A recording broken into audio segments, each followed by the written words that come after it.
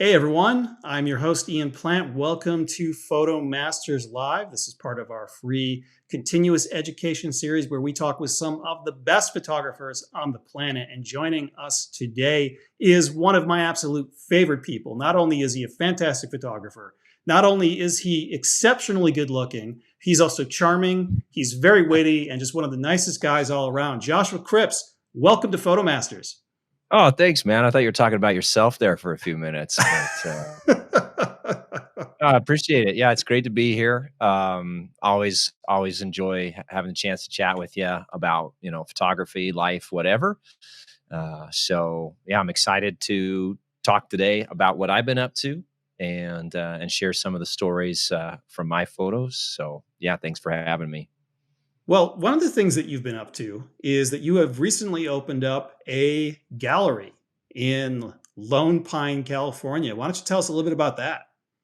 Yeah, so I'm guessing quite a few of the people out there know where Lone Pine is, even if you don't know that you know it. It's where the Alabama hills are. It's right outside of Death Valley, and it sits right underneath Mount Whitney, which is the highest mountain in the contiguous U.S. And so it's really a paradise for landscape photography. It's this little high desert town in the Eastern Sierra, and I moved down here about a year and a half ago. I was in the town of Mammoth Lakes for 7 years before that, right in the heart of the mountains. But I moved down to Lone Pine last year, and it opened up the opportunity for me to finally, I think every landscape photographer has this dream of having their own gallery, and it finally was a reality for me down here. And so I opened up what's called the Mount Whitney Gallery, and named after the highest mountain here in the contiguous US. And I opened that up in May. So at this point, it's been open 5 months. Although, because I travel so much, I think I've actually only had the doors open maybe 40 days, 40 or 50 days out of those 5 months. Because one of the things is I never wanted it to be an anchor or a chain around my neck, preventing me from doing the things that I love to do, like backpacking and traveling and things like that.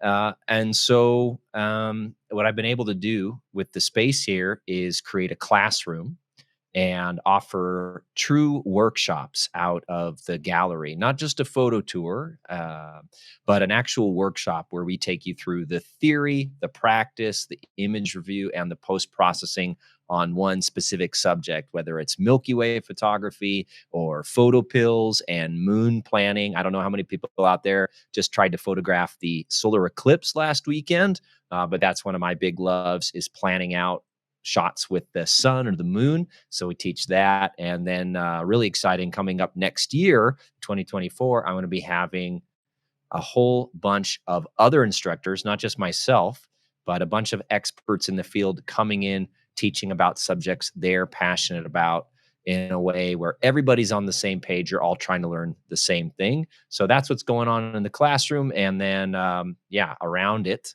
I've got all of the prints going on. And I got to tell you, man, if you have never printed your work big, this goes for everybody out there. If you have never printed your work, you got to do it. I can't even describe how much different it is to see a print of your photograph instead of just the photo on your phone or on your computer. And the bigger the better, man. I gotta tell you, it's expensive. It's not cheap, but it has become an addiction in my life.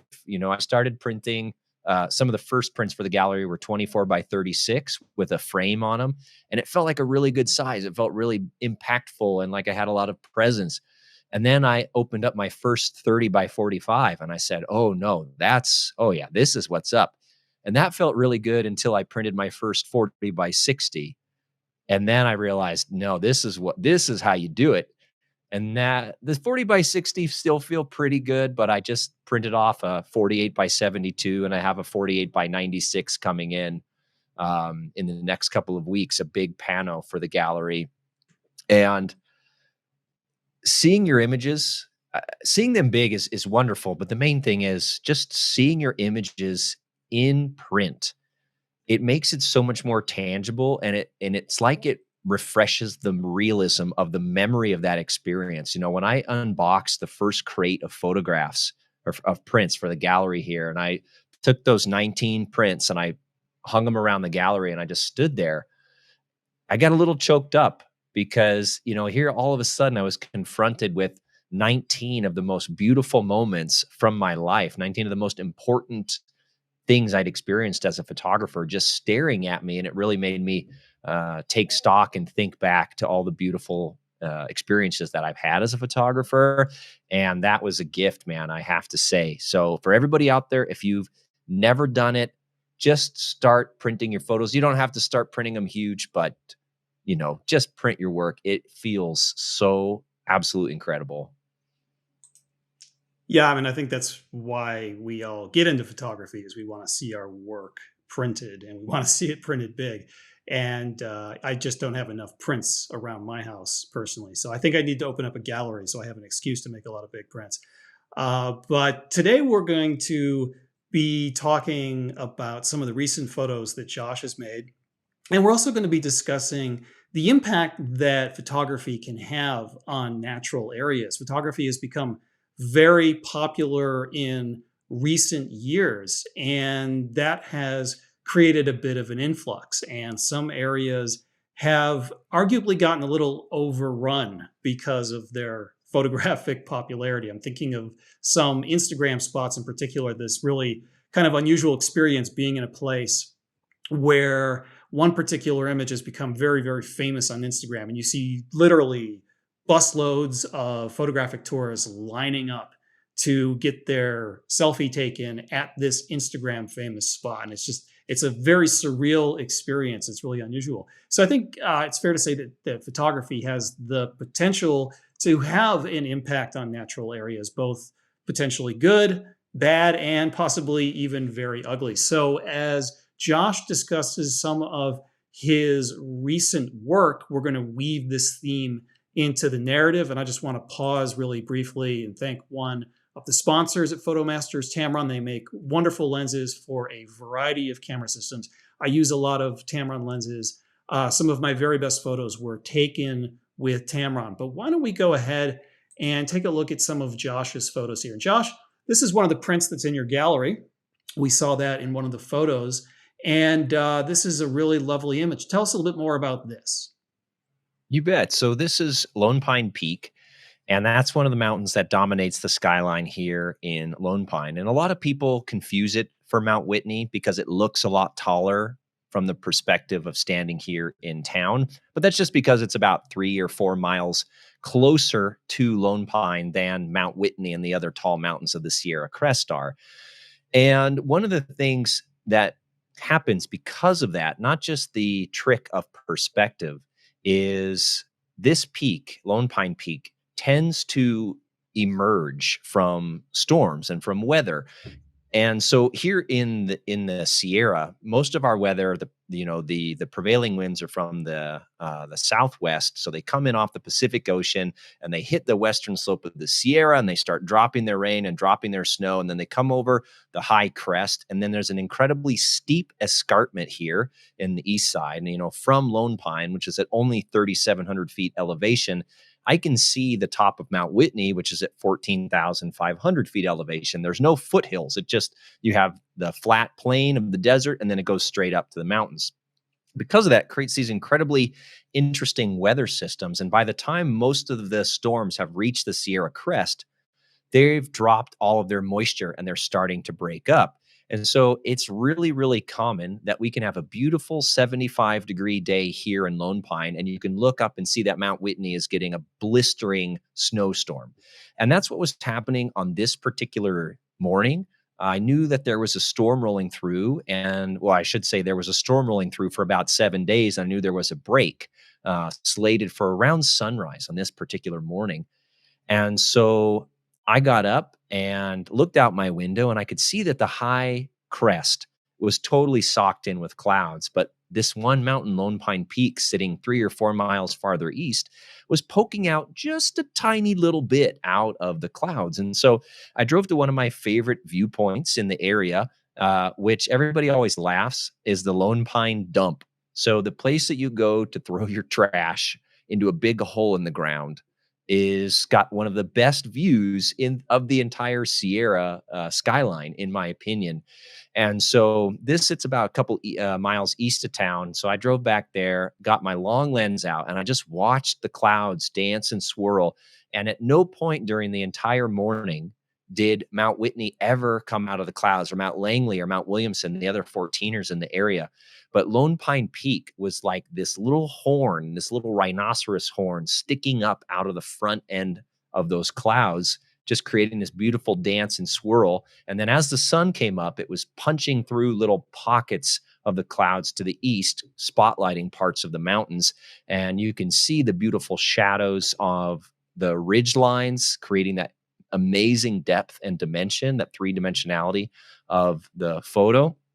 And I zoomed in. This is at 400 millimeters. So this is the full frame at 400 millimeters. A lot of people ask if I took it from a plane because it looks like I'm so high up, but it's just that trick of perspective of getting farther back allows you to see a little bit higher into some of these corrugated ridges. And because the morning was so dramatic, I knew that I wanted to make this a black and white. I don't shoot a ton of black and white, but there are some scenes that just shout, hey, you've got to turn this into a black and white photograph. And so I titled this one Emergence, because that one mountain emerging out of the storm cloud. And yeah, I printed this one on a 40 by 60 metal print here for the gallery. And it's pretty cool when you walk in and you get to confront this big 60-inch wide print of this incredibly dramatic scene. Now, this area, the Alabama Hills, is been a popular photography spot for quite some time. Have you seen a dramatic uptick in the number of people coming to photograph there? Have you seen any sort of negative effect on the landscape as a result? Yeah, absolutely. So there have been quite a few changes that the Alabama Hills have experienced over the last few years because of their popularity, not only to the landscape photography community, but also to the Instagram community. And, there's a lot of overlap there, but they're not entirely inclusive of each other. And so what I have seen is just more of the slow degradation of the landscape. You see one more fire ring where there's not supposed to be one, or you see one more sagebrush that has been run over by somebody who just wanted that extra room for their car, because the Alabama Hills, it's on Bureau of Land Management land, and so it's free to camp there. There are very few regulations, or at least I should say there were almost no regulations regarding camping in this area. And so on popular weekends, you would find every single pullout absolutely packed to the max over the last few years. And then people would start to do things like, oh, well, the hills is totally full, but I see this little half pullout right here. I'm just going to drive over that. And then before you know it, that becomes a turnout, and you've just all the brush has been killed in there. And so what actually happened during during the pandemic, in fact, was the Bureau of Land Management was they cut off about I'm not it's hard to say exactly, because you were free to camp anywhere, and then the Bureau of Land Management came in and designated, and I think it's only 37 spots now within the Alabama Hills area where you are legally allowed to camp, because they were trying to mitigate that impact of just so many people exploring this area and trying to revegetate some of the denuded areas. So that's one of the big changes that I've seen is, unfortunately, this land that was more or less free use, now there's a lot more regulation on it because people weren't being good stewards of it. Now, it's a tricky situation, right? Because I think that in order to preserve and protect these amazing places, we have to have people create personal connections with them. And the only way you do that is by going to a place yourself and falling in love with it. But that very act of going to a place and exploring it always has some negative impact on it, right? If you're walking off trail to find a unique composition, I can almost guarantee you're stepping on plants or, disturbing the burrows of little animals and things like that. And one person by one person, it doesn't seem like a whole lot of impact. But when you have thousands and thousands and thousands of people all doing the same thing, then you really can see the impact a lot. So yeah, the Bureau of Land Management had to come in and basically enforce a lot more regulation on the landscape about where you can go. So I have mixed feelings about that, because part of me thinks I don't want a government entity telling me where and what I can do in my own backyard and exploring the wilderness and the beautiful areas of the world. But at the same time, there were so many people who weren't being good stewards. Every time I go out to the Alabama hills to camp, it seems like I pull out at least 2 to 5 pounds of trash. And Yeah. it's not me going to look for it. It's just there, right? People are being irresponsible and leaving all of their stuff behind. Yeah. And yeah, so that's one of the things that I have seen, unfortunately. Um, and I hate to say it, but I think that the landscape photography community has a very one direction relationship with nature. I think that overall, a lot of us, myself included, are very exploitative of a landscape, right? We use the landscape for our subject matter. We use it to create pretty pictures, to wow other people, to showcase our artistic abilities, to express ourselves, all of those wonderful things. But I don't think that in general, the landscape photography community does a lot to give back to these places. Photo tours, I think, for example, I see a lot of them going, like you said, going to the same spots over and over and over, and really leaning heavily on those places to provide an amazing experience for their clients and for those photographers.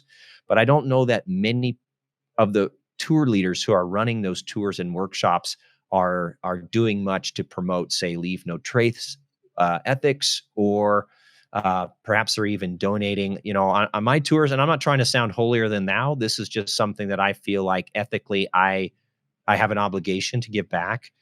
So on my tours, we plant trees. We calculate the carbon offset as much as we can for our Mhm. groups, and we plant trees to 2x off, do the offset of that.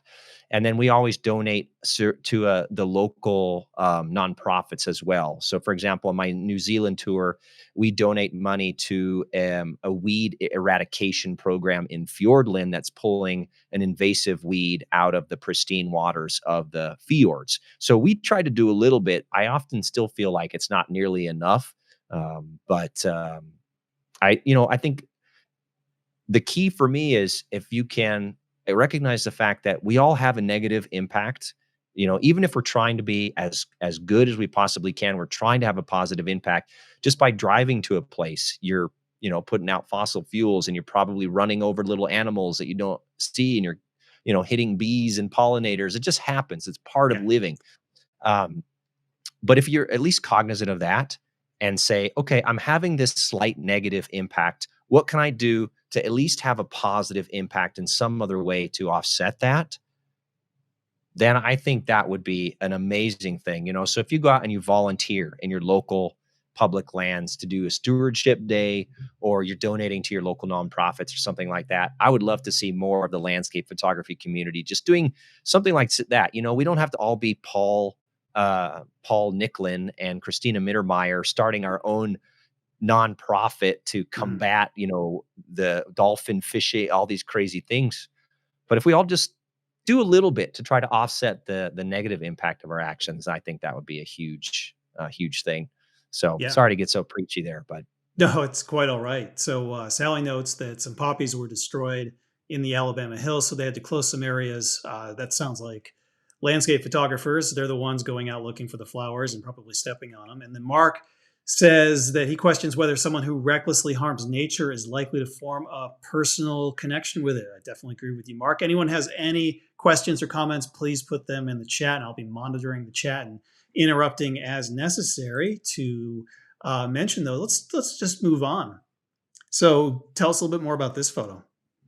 okay. So my two favorite parks in the whole world are um, Kings Canyon National Park in the Sierra and Death Valley National Park. And one of the reasons I live in Lone Pine is I'm perched right between those two. So, Death Valley, if you've never had a chance to experience it, I think you should put it high on your list.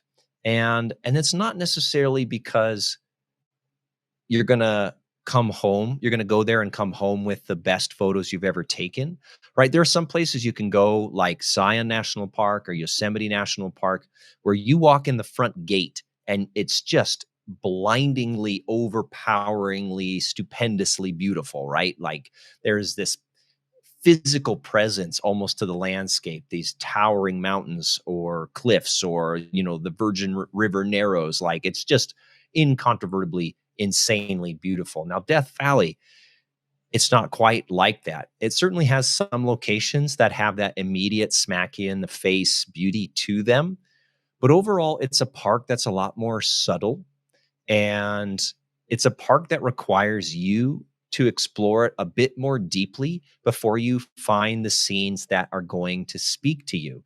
And I think because of that, I personally feel that I have learned more about photography from exploring and photographing Death Valley than any other place that I have ever been, right? So it's basically what I call the tropical sunset effect.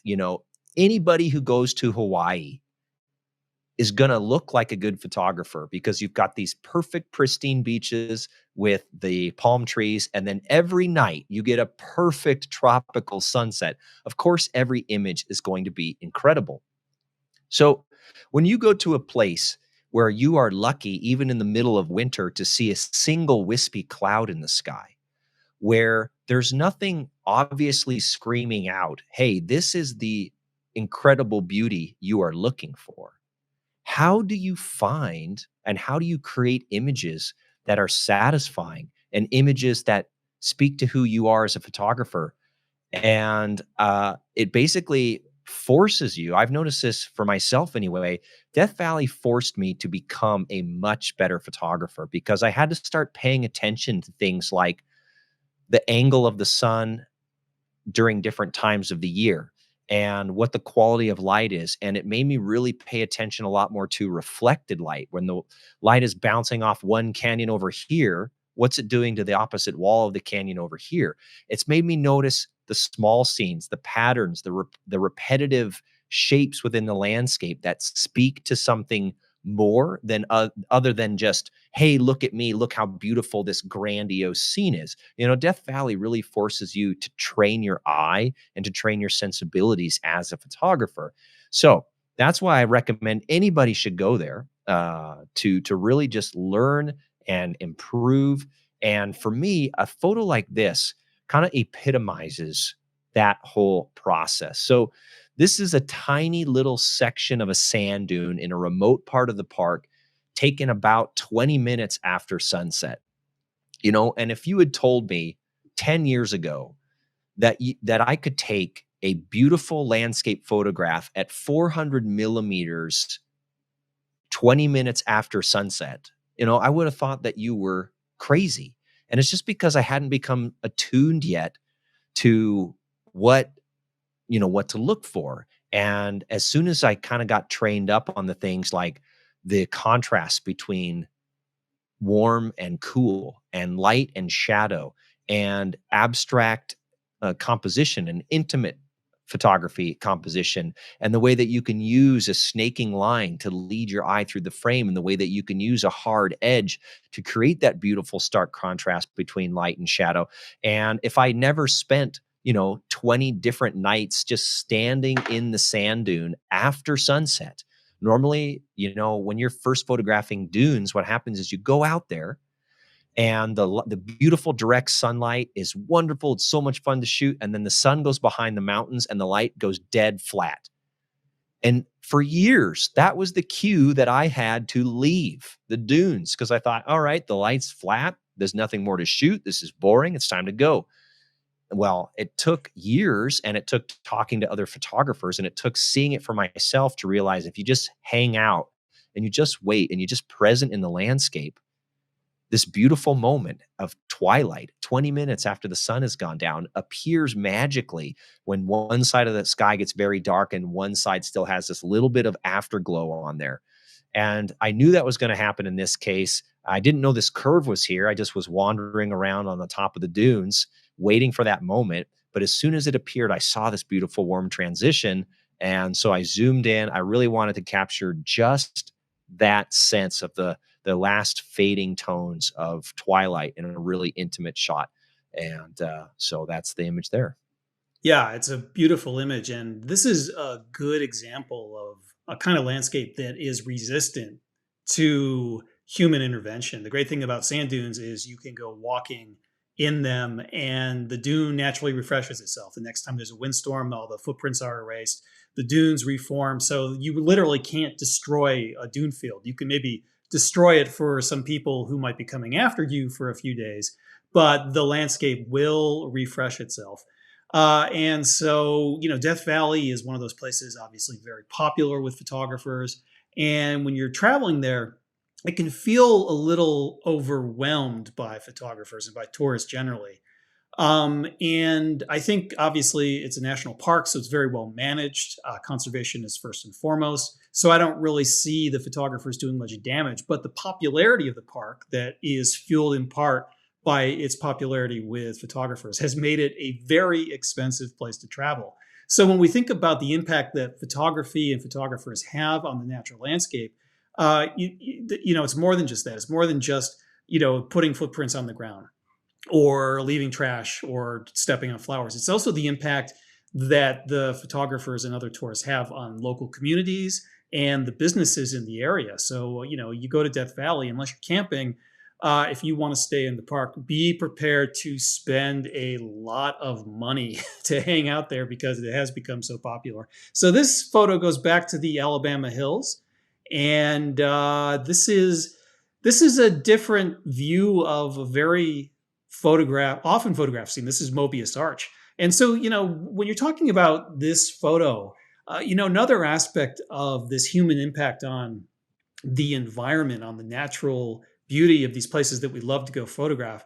One of the things that I think is part of that is the fact that so many photographers are going to photograph the same places, the same compositions over and over again. And that, of course, has the potential to have a negative impact on that environment. But it also, I think, it just creates a different kind of problem with everyone basically copying each other's shots. And I feel that a lot of photographers get myopically focused on getting these famous landscape icons. And it's a good idea for everyone, for their own artistic development, to look for, I like to put it this way, look for your own photo icons. But B, if you're going to photograph a photo icon, try to do it in a different way. And I think that's what you've done here. So let me shut up and let's have you talk about this for a while. Yeah. So, we could have a whole 2-hour discussion on photographing icons, of course, right? And I think there's really good reasons to photograph icons when you're learning. I think it's a great learning tool because you can compare your work. There's a lot of variables in photography, and one of them is location and composition. And if you can get to a place that is a great location where you can recreate a great composition, then it comes down to what's the weather doing, what are your settings doing, and you can compare what you're doing to other photos. And this is what I did actually a lot when I was learning, is try to figure out, what am I doing differently? Because I've been to tunnel view. Why don't my tunnel view photos look like these amazing ones I've seen online? And a lot of it came down to realizing, I just was there at the wrong time of day, or I didn't have that great of conditions or whatever.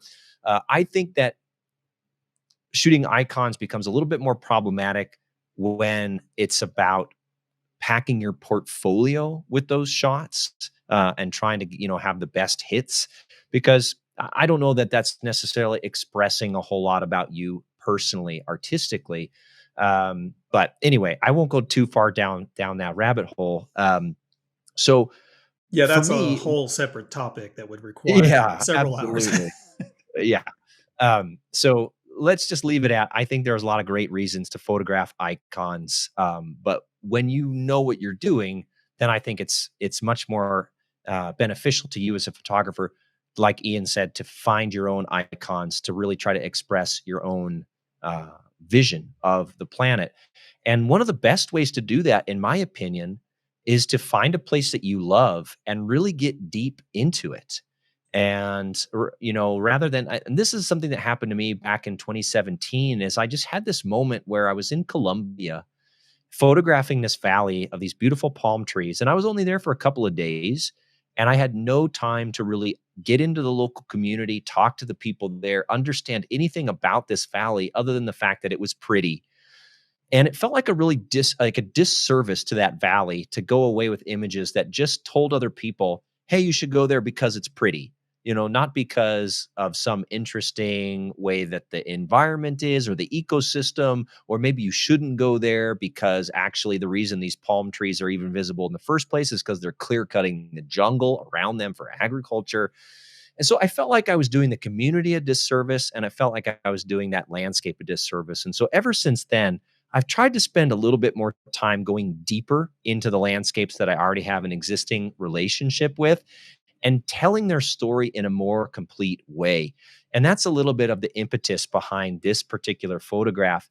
It's an iconic location here in the Alabama Hills in the Eastern Sierra, but I'm not photographing it because it's an icon. I really am invested in telling the story of the Eastern Sierra, what the landscape is like here, what the ecosystems are like here, and the things that happen here. And part of being a photographer is not just taking pretty pictures, it's telling people about the places that are important to you and telling people why they're important to you and what happens within those places, right? This is my love letter about the place that I live to try to get people to care about it. And a lot of that some just comes down to being around, seeing the different unique things that are happening and being able to react and respond when a crazy, once in 40 years snowstorm happens and puts 12 inches of snow down all over the Alabama hills, just to be able to react and go out there and grab that photograph to say, this is an historic winter in 2023, and look at the results. And I could probably like stretch a little bit and say climate change, big storms, look at this from that lens. But really in the moment, it just came down to, this is a really unique thing that's going on, and I have the good fortune to live in this area where I can get out and showcase how these places change from moment to moment and season to season. So pretty standard photograph in terms of how I approached it. It just was the really unique conditions that made it something special. So I want to take a moment to thank another one of the sponsors of PhotoMasters, Delkin Devices. Delkin makes media cards that help preserve your photographs, and they're very reliable, very fast. I use Delkin all the time. They're really fantastic. I use some Delkin cards too. Yeah. They're not paying me to say that. I just like them.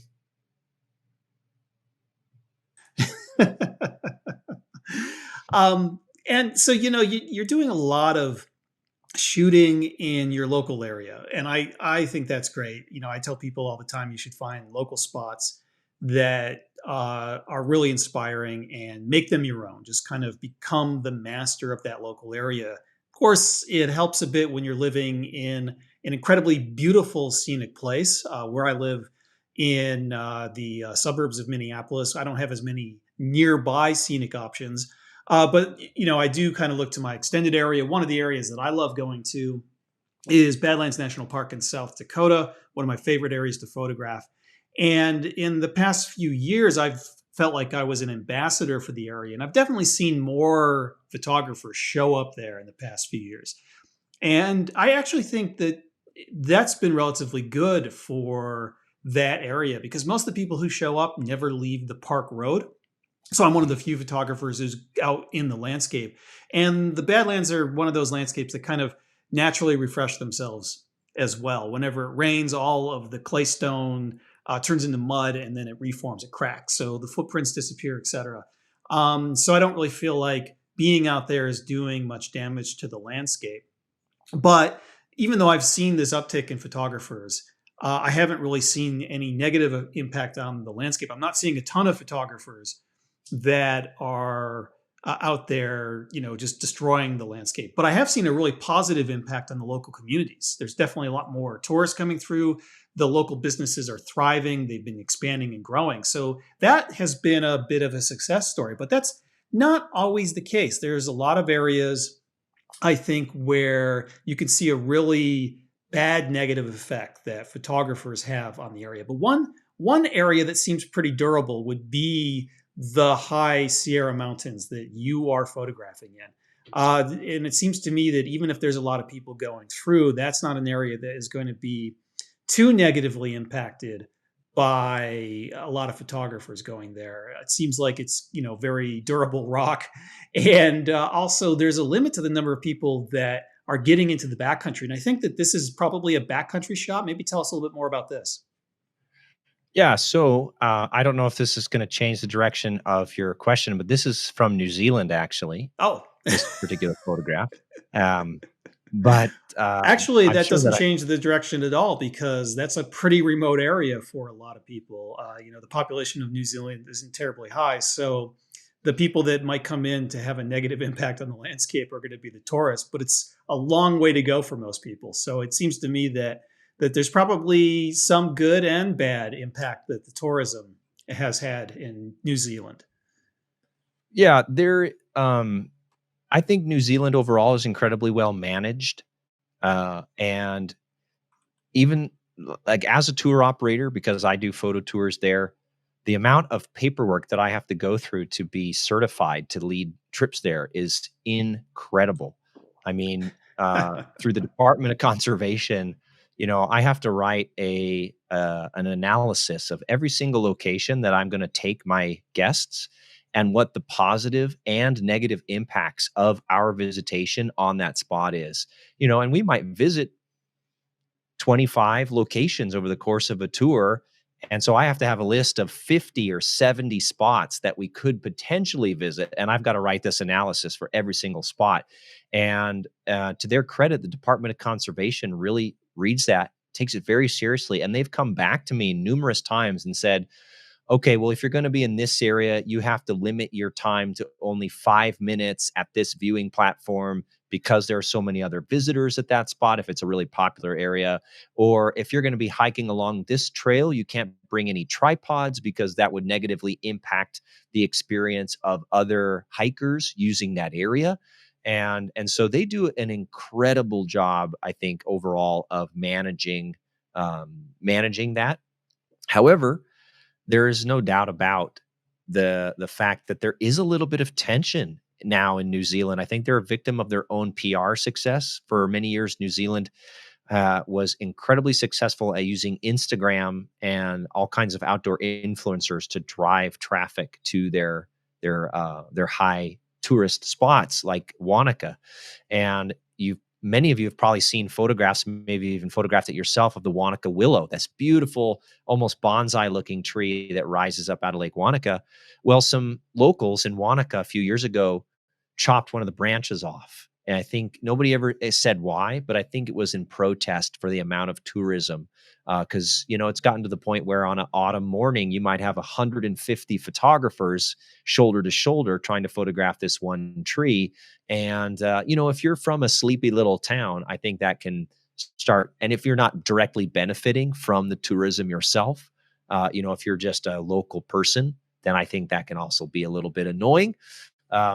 So I think honestly, that's one of the keys, in my opinion. And I know I haven't said anything about that image at all yet, but I think one of the keys is if you can connect with the local communities as you're doing photography, or if you're on a photo tour, see if there's some way that you can connect and engage with the local community, because I really think that's where you bridge the gap between just going to a place to use it or even exploit it for your own image taking versus giving some positive benefit back to the community by forming a relation, not just providing business to the hotels and the restaurants, but creating relationships.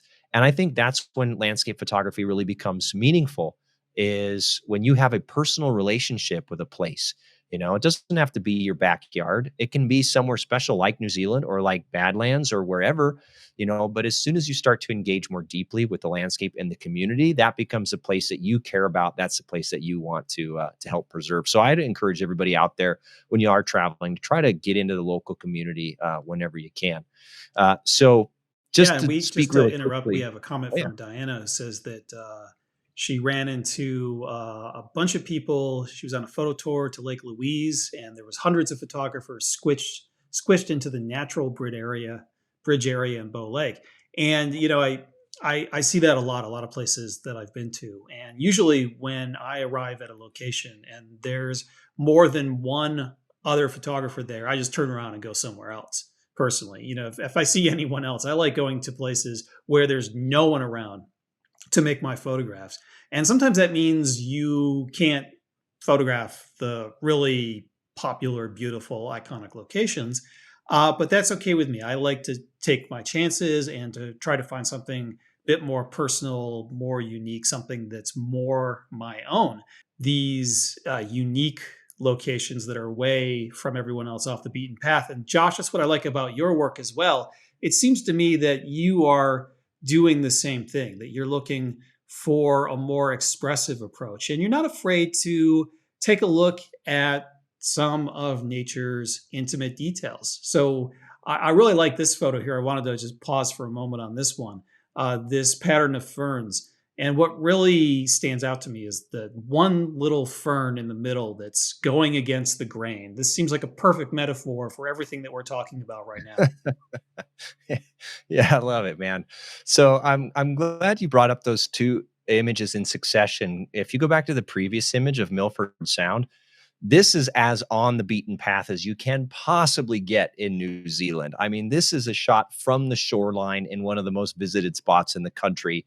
But, at the end of the day, I'm a landscape photographer because I love beautiful places, and I can't walk past a scene like this without taking a photograph of it, even if, nobody's ever going to know, okay, this is Josh Cripps's photo of Milford Sound, right? This goes down in the endless millions of Milford Sound photos. There's nothing about this to really say, this is my photo. I'm still going to take that image, but I agree with you, man. I really love, because part of it for me is just that I don't have a unique look. I don't post process like Nick Page or Ryan Dyer. I'm not going to these like I'm not shooting leopard seals with penguins in my mouth, right? There are some photographers who do these things that are so unique, instantly, boom. Okay, that's Paul Nicklin's photo, or that's Nick's photo, or that's Albert Dross's photo, or whatever. And so for me, one of the ways that I differentiate myself is, yeah, trying to get a little bit deeper, trying to take maybe a little bit more time, and just kind of notice what's going on around me. And so with that fern photo, for example, that was just such a fun afternoon. This was taken on a photo tour just this past April, and this is also in Fiordland National Park. It's just an hour's drive away from Milford Sound, this particular walkway that we were on. And it's just, and this goes back to what we were talking about earlier about being able to revisit a place over and over and over again. And I've been on this particular track probably 20 or 25 times in my life. And the first time that I hiked it, I had two things in mind. There's a beautiful waterfall about 10 minutes in, and then an hour and a half in, there's a beautiful lake. And that's what I thought the purpose of this track was: go to the waterfall, go to the lake. That's it. But after having hiked it 25 times, I realized, you know what? There's so much more to see along here. And really, the story of this track is a story of ferns. And there's this one patch of wall where there's probably 12 different species of ferns in, a 2 foot by 2 foot section. And so now, whenever I walk along this track, all I'm looking for are these tiny little beautiful moments where you can find just one simple idea, right? And that's what I look for more so than an aesthetic. I'm looking for an idea where it's one yellow fern contrasted with a bunch of brown ferns, or one fern in the light with a bunch of ferns behind it in shadow. And this particular leaf, I have to give full credit to my co-leader Sarah Lindsay. who found this particular weave of ferns and pointed it out to everybody in the group. But as you said, the one thing that jumped out at me instantly when I saw it, because of course, this is a grand scene. These ferns taper off in the edges, and there's a waterfall over to the left. There's a bunch of trees out of frame to the right, is distilling it down to the idea, and I think that's one of the things that I like to teach as much as possible is if you can really consciously identify what it is that you like and why you like it, then you can go about exaggerating those ideas in your photography, right? Trying to make a little bit of a caricature of the scene. So I call it, the what, why, how approach. What do I like? Why do I like it? How can I exaggerate it? And the more you can ask yourself those questions, the more that you're going to be able to distill your vision. And so what I saw was this one little fern leaf sticking up in the middle of the plant. And I thought that is just so cool. So I zoomed in to exclude everything else and really tried to concentrate on that one idea. And, it was a little bit of a tricky shot technically to get because this is the scene where we weren't allowed to bring tripods. And, it's kind of a windy day and it's dark in the forest. So everything's moving around. And so I'm trying to shoot this handheld, trying to shoot dead on flat to the leaf. So I have as little depth of field issue as possible. And the thing is just winging around everywhere. So I got my ISO cranked up. I got my shutter speed cranked up. But finally I got a nice calm moment. And I was able to grab this photo. Yeah. Yeah, and a photo like this, you're basically taking a chance. You're kind of avoiding the grander scene. You're zooming in on the intimate details. You're capturing a fleeting moment of the weather. When you don't have that stand-up beautiful subject, that recognizable icon, you know that you might have a bit of an uphill battle with your viewers. And so like when you're photographing something like this, for example, the natural beauty of the flowers and the overall scenery kind of does a lot of the work for you. So you know that this is much more likely to get oohs and ahs and upvotes or whatever it is when you're on social media than something that's a bit more personal and expressive. And I personally find that a lot of us are chasing photos like this a lot when perhaps we should be chasing more photos that are like this or like the fern shot. Because I feel like, in particular, you go onto Instagram and it's just dominated with photos that have this sort of theme. So like beautiful mountain flowers, stunning sunrise, that sort of thing. I mean, it stands out. And don't get me wrong, I think this is an absolutely gorgeous image. I love everything you did here. I love how you've got the sun in the center of the composition and the flowers in the foreground are just framing that sunrise scene in the background or sunset scene, whichever it is. And so I think it's absolutely stunning.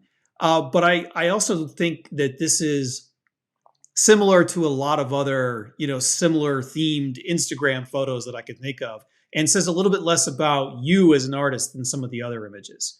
So, what do you think about that? Well, so I think that one of the nice things about doing photography a lot is pretty quickly you get past the point of needing to create a certain kind of photograph and you can react a lot more organically to whatever scene happens to be in front of you. And so, I tend to not think too much anymore of, okay, I have to have a little disclaimer on this. I was going to say, I tend to not think too much anymore of what are people going to like? What kind of photos are people going to like of mine? But now that I have a gallery, that is a little bit of a thought in the back of my head is this going to be a printable photo? Is this going to make somebody want to hang it in their house? Right. And there's, I think, some specific attributes you have to think about when it comes to that. Yeah, And I the think truth your is, your whole calculus is going to change now that because I've known a lot of people that have galleries or sell prints, and a lot of them tell me the same thing. I hear this story over and over again, that it's basically 10 or 12 photos that they have that make up the bulk of their sales, and they've listed like specific attributes. One that I hear a lot is it's got to have pink and blue. If it's got pink and blue, it's going to fly off the the wall. So that is going to change your calculus, but that's changing what you're putting up on the walls in your gallery. That's not changing what you're going out to photograph. I'm hoping. Yeah, so, maybe that explains why I don't sell very much. I don't have too much pink and blue up in here. I guess I gotta change that. Uh, these darn black and whites, man. Nobody cares about black and whites. Pink and blue. No, I'm just teasing. Actually, my most this is a total aside, but my most popular print out of the gallery so far is one that really surprised me, to be honest with you. It's an extremely moody and dramatic photo. It's not a black and white, but it's this really almost ominous looking photo. I might have put it in the ones I sent to you. I can't remember, of Mount Whitney. At no, maybe I didn't put it in there. No, it's none of those, I'm afraid. Okay. Well, it doesn't matter. But yeah, it's a Well, photo that I think it's a photo that photographers like, right? It's got like this great light. It's got this really beautiful kind of contouring and all this cool stuff going on that photographers like to nerd out on. Um, but I didn't expect it to be a really popular print, but for whatever reason, man, it just hits people, and it has been my number one seller, like by far. It's like 10xing all the other photos that I've sold out of the gallery so far. So it is interesting to think about. But back to your point of yeah, at this point, like I shoot what I want to shoot, and um, I like to just kind of be reactive to the moment. And so, believe it or not, those two photos that you showed, the one of the misty scene with the framing and the cliffs, and then the bright one, this one versus the lupin wildflowers, even though they look totally different, they're photographed from the same standpoint of I'm standing in this beautiful scene, I'm seeing what's unfolding in front of me, and just very quickly running through that thought process in my mind of, and at this point, I think it's almost more intuitive than it is a conscious process where I'm going, what is it about the scene that I like? Why do I like it? How can I exaggerate it? And just coming from that standpoint, that's a process that I use to approach all my photography. So this particular morning with the sunrise and the lupin, I went out there to photograph in the other direction. I wanted these wildflowers in my foreground with Lone Pine Peak in my background with these beautiful dappled clouds in the sky. And I got that photo and I'm very happy with it. I really like it. And then I'm just standing there inhaling these almost overwhelming aromas coming off of the wildflowers. And then I noticed these beams of light coming through the sky, backlighting the lupin and creating this, golden aura across, or a golden halo almost across the tops of these bushes. And so in that moment, it was an instinctive reaction to look for some kind of symmetry within the bushes to frame that sun, just like it was an instinctive reaction to find that frame to get those cool, misty cliffs in among the trees there in New Zealand as well. So, I like to shoot again. I like to shoot what I'm going to shoot, and a lot of the times I know, okay, this one is for me, and this one might be for the gallery, right? This one is for me. Like my favorite thing in the world to do is go backpacking in Kings Canyon National Park, and I went on some of the best excursions, best hikes I've ever been on in my entire life this past summer, and I created what feels like an entire body of work just from this one summer, just from my hiking trips this year. But I don't think I'll ever print any of those and put them up in the gallery other than for my own satisfaction, just to say, like, this was an important moment for me and I want to see it on the wall as a 48 by 72 or whatever.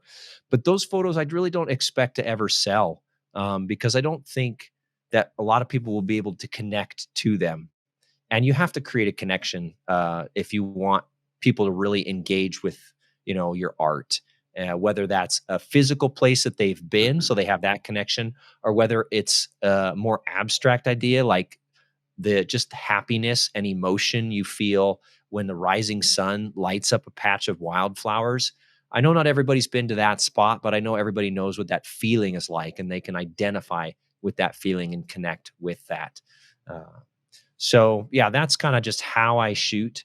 But I don't really think too much in the moment. I'm just trying to satisfy my own artistic desire. And you know, the truth is, like, I am not a I'm not a foodie. I don't know what the equivalent is for photography, but I'm not a photography foodie. You know, I am very happy to eat a beautiful meal, but I'm also very happy to eat a $1 taco from a street vend. You know what I mean? Like, I Yeah. just love eating food. I love food, and I love photography, and I love beautiful landscapes. And if I see something incredible, even if it's a place that's been shot a bazillion times, I'm going to shoot it. But if I see something that makes me say, "Oh my God, look at this crazy, interesting little thing," I'm going to shoot that too, because I just love doing both of those. And people are going to connect with what they connect with. And you know, a lot of the times it's photographers who connect with that Mm, more high level, abstract type stuff right. or more intimate scenes. And that's fine. I love nerding out on photography with other photographers, but I also love just random people walking in off the street who say, "I'm not a photographer, but I can't believe I love, oh my God, these flowers. I can't imagine what it would be like to stand in that moment." So uh Yeah. Yeah. I mean, I think it's important that people don't try to make their images popular in the sense that, you gotta photograph what inspires you. And sometimes that will inspire other people as well. Sometimes it won't. Sometimes you'll have an image that's popular. Sometimes you'll have an image that might be popular with just a certain type of photographer. And I think what you said earlier is correct. That sometimes there might be photographers who are operating at one level who will appreciate your work, but it might be a bit more opaque to others that are operating at another level. So if you put a lot of energy into chasing that acclaim, maximizing the number of people who like your image on Instagram or something like that, mm, you're chasing a chimera. You're chasing a figment of the imagination. It's not necessarily real. And so ultimately, you should be chasing what is meaningful to you. And I tell people that you should do that not only from an artistic point of view, but also from a commercial point of view. If you're selling your work, you have to keep what you want to photograph and what inspires you separate from the way you market and promote your work, because these are really two different things. So I like what you said. You pretty much shoot for yourself, and then maybe you figure out later of the photographs you've made which ones might be marketable, which ones might be more popular. But that doesn't keep you from shooting something, and that doesn't make you shoot something that you otherwise wouldn't have been shooting. We got a question from Ginny, who is wondering what other qualities sell photos besides pink and blue. So the pink and blue thing is just something I've heard. It's all secondhand. It's all hearsay. It's just from some people I've known who are in the business of selling their prints. A lot of them also say that what sells are middle of the day scenes. You photograph something like the Grand Canyon in the middle of the day, and you just take a tourist picture of it, and people will say that that's going to sell a lot more because that's what the average tourist sees. I don't know if I buy that or not. This is what I hear, so I don't know if it's true or not. Josh, hopefully you will have a masterful perspective after you've been running your gallery for a while, and you could definitely tell us a little bit more about what sells. Maybe we'll come back, in a year and check in with you, and you can do a master class on what images sell well in a gallery. I just want to take a moment to thank another one of our sponsors, Breakthrough Filters. They make really great neutral density and polarizer filters and other specialty filters, which can be very, very useful for one's photography. And, there's a lot of photos that you have sent to me. We don't have time to talk about all of them, but there's a few that I wanted to pause on. This one in particular, I really love the composition here. And what I love about this is that this is one of the most photographed scenes in the world. This is Zabriskie Point in Death Valley, but I have never ever seen a photo of Zabriskie Point that looks like this. And so I wanted to pause for a moment and let you talk about what happened, your thought process here, your artistic and your technical process, and also your choice to use what I can only imagine was either an ultra wide angle lens for this photo or some sort of panoramic stitch. Yeah, you bet, man. So this day was the single greatest day of photography I've ever had in Death Valley.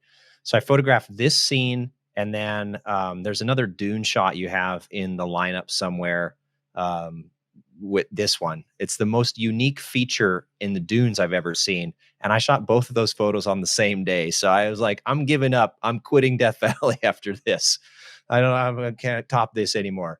But The so the the whole rainbow, George Costanza leave him on a high note theory. You know, at this point, you that's the take this one, man. photo, you'll just throw your camera down and say, "Thank you, I'm leaving. I'm out of here." Yeah, yeah, exactly. I couldn't believe my eyes when I saw this sort of nautilus shape in the dunes. And so I was really lucky to get both of these in the same day. But going back to the rainbow one, you know, the process was pretty simple because, again, there's nothing like technically incredible about this photograph, right? I was in the right place at the right time. Now, part of that was my doing. I saw that there was a storm. I saw that there was a really high chance of rain overnight and into the morning at this spot, and I saw that there could be a break around sunrise. And so I just put myself in that location. I went to Death Valley and I camped overnight, and I got up for sunrise, and actually slept through my alarm, and I was about to go back to sleep when I rolled over and I saw there was a break in the sky to the east, and I could tell that the sun was going to rise right into that break, and it was raining. Like, it was raining at sunrise. And so I said, "Oh crap. You know, this is Rainbows 101. If you got a break over here and you got rain over there, you got a rainbow." And so I jumped out of my truck, and I could already see the faint arc of that. And, this is just after sunrise, maybe 15, 20 minutes after sunrise. So the sun's really low on the horizon, which is why the rainbow is so humongous, so high in the sky. So I got to Zabriskie Point, and just based on where the sun was, based on where the rain was, I made the decision to go there, and I sprinted up to the top of the hill. And what I couldn't believe was there was nobody else out there. There were two other photographers, and one of them, a woman, said, "Oh yeah, everybody left. There were 40 photographers here at sunrise, and as soon as it started raining, they all left." And so we were the only three people that morning to be able to photograph this rainbow over Zabriskie Point and the Red Cathedral. Now, the incredible thing about this past year was how much rain Death Valley got in general. And so there were days that I entered the park when it felt like everything had been polished, like the colors were a little bit richer. And I think really what happened was the rain had just washed all the dust off all the different features. And so I ran out there to the end of Zabriskie Point, and I don't ever recall in the past ever seeing those striated lines of pink and white stone. But the rain had kind of polished everything away and cleaned that up. And Oh, that's so interesting normally I don't. because yeah, I've Yeah. never seen that there either. And that's amazing that the rain just revealed that feature. Fantastic. And I went back, a couple months later, and those had already kind of filled back in with dust. And I think people walking on them kind of block up the channels, fill up with crud.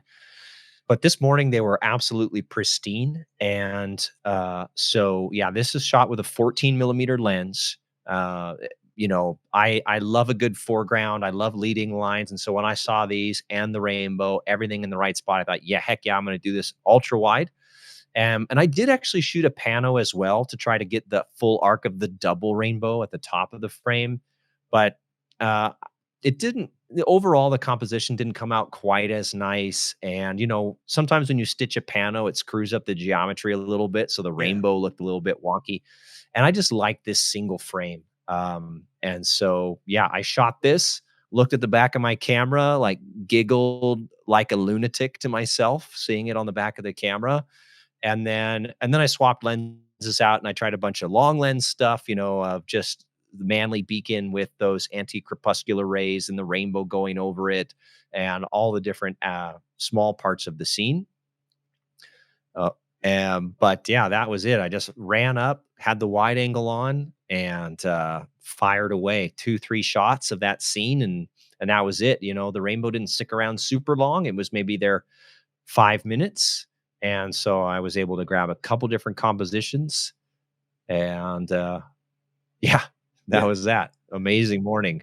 Well, I love how the sandstone leads the eye in, and I love how the rainbow frames the scene. And I love that this is a completely unique view of one of the most famous photo icons in the world. And so we talked about this dune image, which I think is absolutely fabulous. It's, once you have photographed a dune field in a sandstorm or right after a sandstorm, you never go back to photographing sand dunes unless you've got those conditions. When you have a really, really strong wind blow in the dunes, the features that are revealed are amazing. And they don't last very long because it's only a matter of time before people start walking through and footprints trash it. So you literally got to be out there when the storm is happening or right after.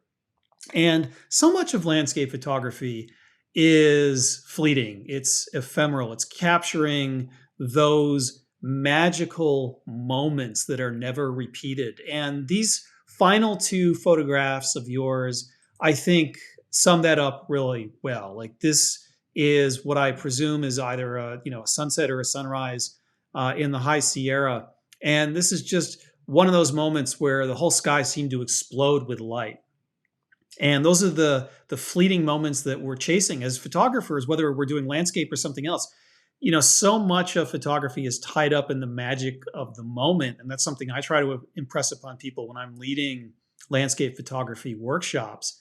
Is that these moments are rare, they're few and far between. You've got to just be out there as much as possible. You have to become a bit of a weather sage so that you can be out there at the right time in the right place, but you also just need to get lucky. And basically, I think that your career as a photographer is just an accumulation of all those lucky moments. Yeah, man. I could not agree more with you. I think that the number one thing you can do, no matter what your skill level is as a photographer, to improve the quality of your portfolio is just to go outside more. Go outside as much as you possibly can. You're stacking the deck in your favor, and a lot of those attempts aren't going to pay off, but the more attempts you make, the more chances you have to get that incredible experience. This photo, for example, this is one of my favorite places in the whole world, if not my favorite place in the whole world. It's deep in the heart of Kings Canyon, and it's quite frankly hard as hell to get there. I mean, it is a brute of a hike to get into this basin, and a lot of it is cross country. Not almost nobody knows about it. Nobody goes there, and I've never had conditions like this until this summer out there. Usually I get out there and it's just crystal clear, which is always beautiful. But of course, I want that drama, that color, all that good stuff that we photographers crave. And part of it for me is, of course, just the pure enjoyment of being outside and being in these magical places. I never want photography to feel like a chore where it's okay. Oh yeah, I have to hike back to that spot to get that photo I've been trying to get for years. For me, it's more of a, oh boy, I can't wait. I get to go back to the Gardner Basin this year. Amazing. I can't wait. And hopefully we'll get something. But yeah, you just got to get outside as much as possible and improve your odds, improve your chances. The same here. I think I took this, I don't remember the exact day. It might have been the very next day after that previous dune image. Um, and yeah, just gorgeous clouds in the sky. I felt like I had just had a really successful day shooting with long lenses the previous day. And I thought, you know what? I'm going to make my life easy today. I'm just going to throw on the wide angle, just bring that one lens out with me and see what happens, see what I can stumble across.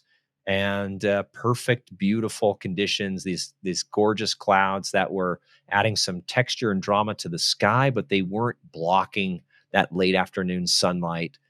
And the windstorm, as you alluded to, had shaped the dunes in this absolutely perfect way, so the edges were so sharp and so pristine. There wasn't a footprint in sight anywhere, and I was able to just bop around with my wide angle, and I found this nice little swooping dune. Knew it would make a nice composition, the way it led into the frame toward the setting sun. And yeah, I mean, for this photo, I would say for every photo I have like this in my portfolio, I've got 10 more without any clouds in the sky, with a bad composition, with an experiment that I was doing, trying some new technique, trying to see how close I could get to the ripples in the sand, figuring out when the optimal time of the sun would be. I would say that it took me probably at least uh, 15 excursions in the Mesquite sand dunes. And every dune field is a little different. But I would say it took me 15 excursions in the Mesquite sand dunes here to really feel like I understood the dunes and to know what conditions would work well for wide angle and what would work well for telephoto, and when a storm was blowing from the north, what that meant, and when it was blowing from the south, what would that mean for the shape of the dunes. And there's no way to get that information other than just raw experience, right? You can ask people and you can try to get a little bit of a shortcut, but it's just that time you spend.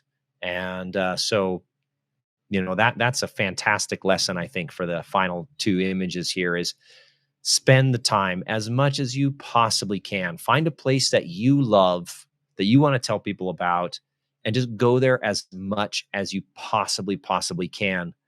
And I guarantee you that's the way to create an astonishing portfolio, not just to do, you know, to create a portfolio, but to do satisfying photography and to get to know a place and feel like you have a relationship with it, is to spend that time.